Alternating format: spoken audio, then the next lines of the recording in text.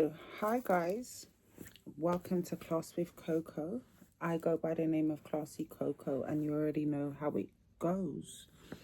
I hope you've all been doing well and living your life. Today, my YouTube channel's dry, quite dry, people. I've been going through shit, and I'm not really a talkative person. Actually, I am, but more one-on-one or when I need to, not just anyway. So today I wanted to talk about attachments in the worst way.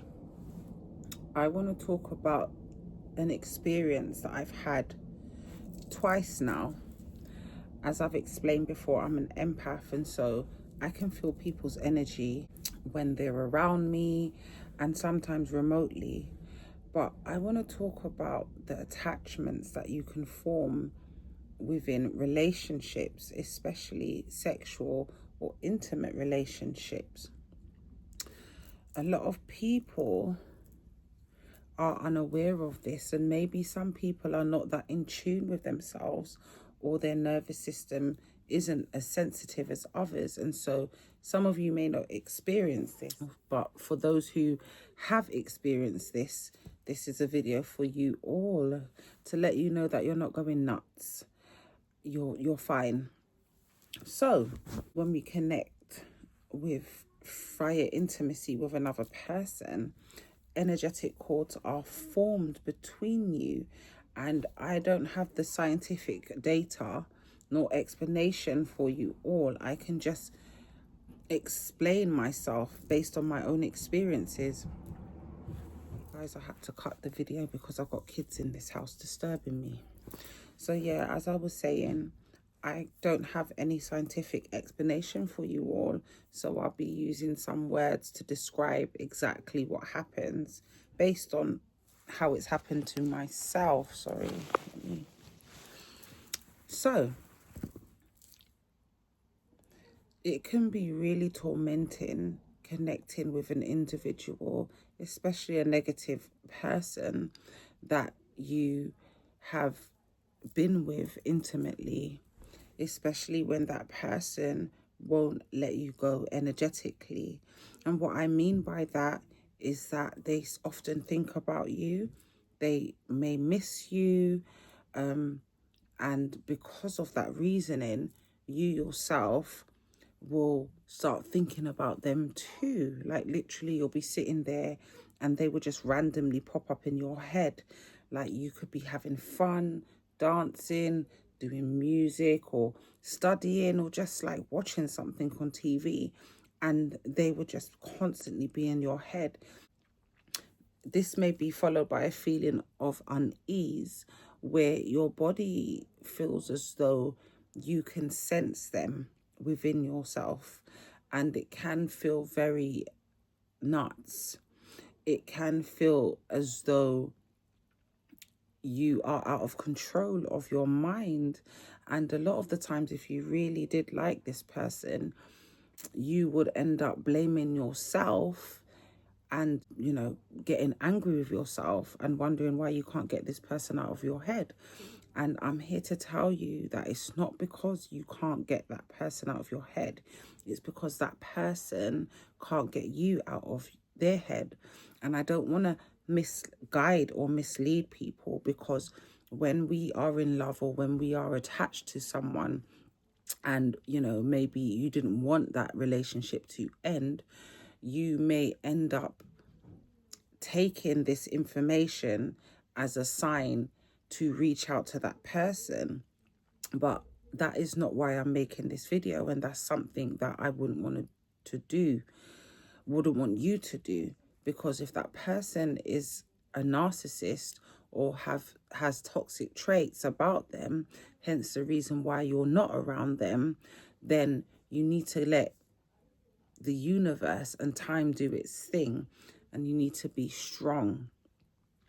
And so from my experience, I have beaten myself up when I have these thoughts and feelings. I have told myself that something's wrong with me because, you know, clearly I can't control my mind and I keep on thinking about things that I don't want to, i.e. them. And then I look to things that I have researched before, certain laws which states that, you know, if you keep on rejecting a thought, it will keep coming back to you. So if you want to change something, then it's best to not think, I don't want to think of them, or I don't want this to happen, because from what I've read and learned, they say that you can create more of what you don't want the more that you think about it. And so I've beaten myself up and told myself that it's me manifesting this. But the times that these thoughts bring up on me, they are so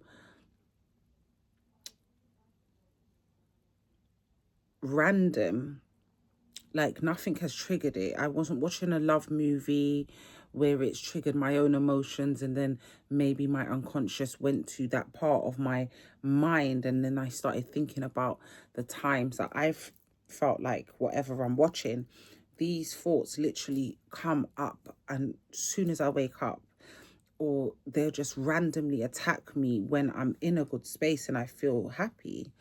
And so when this happens, and it's happened countless times, I now believe and know that it's because this person's energy is connected to mine in such a way that when they think of me, I can feel it. And I know, you know, for someone like such as myself, that you may still have feelings for this person, that you can take that information and you can and make yourself feel better by saying, well, they're thinking about me, like they miss me. But when it comes to a toxic individual, you need to stand firm in your boundaries, and you need to know that not all the time people miss you for the right reasons. They can miss you because they're bored, or they can miss you because the things in their life ain't going well. And so they think of you because you would have always provided comfort for them. And so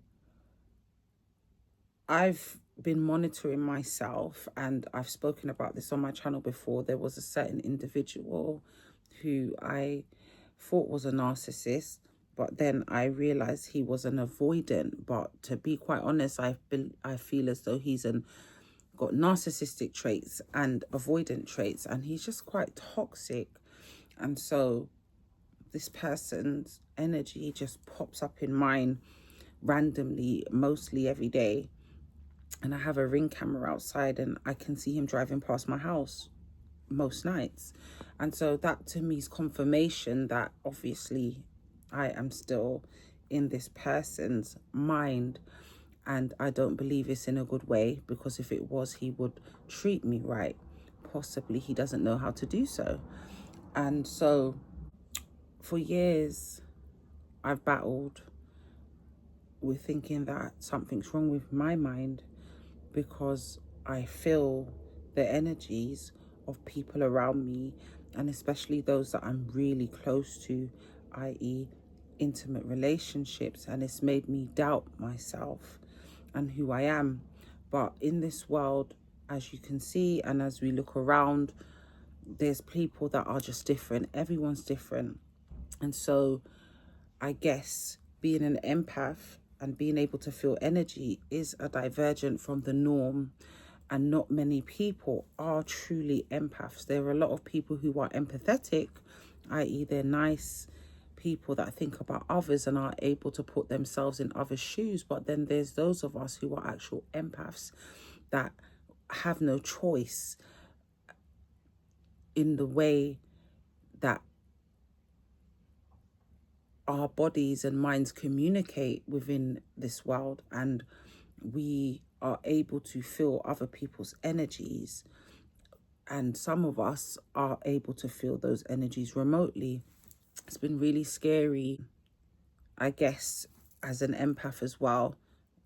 If this happens to you, you have to be very selective with who you let into your life, because it can literally destroy you. Imagine wanting to get on with whatever you're doing for the day, and this person's energy is just plaguing you. Imagine that this person is in a bad space and they don't feel good, and so your molecules and all your cells in your body start vibrating in a way that is negative, and it affects your mind, it affects your mood, it affects your feelings, and in turn affects your thoughts. And you think, what the fuck's wrong with me? The gist of this video was to let you know that you're not going nuts. You're thinking about that person all the time because they are thinking about you, and they are activating your energy when they're doing that, and you're picking up on this. And there's no cure for it, not that I found anyway. The only cure is distance and time to heal that situation and allow them to move on with their life, and vice versa. You can then move on with your life.